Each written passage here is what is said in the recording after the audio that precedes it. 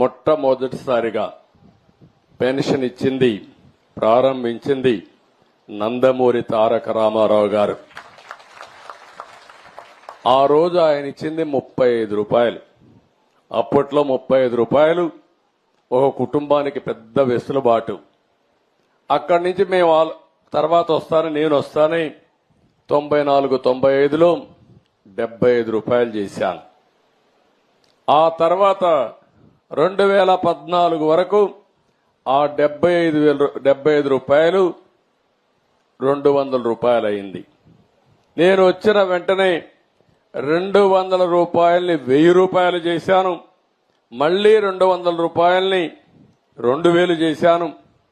తద్వారా 2000 రూపాయలు చేయడమే కాకుండా ఇప్పుడు 3000 రూపాయలుండే పింఛన్ని 4000 రూపాయలు చేశాను.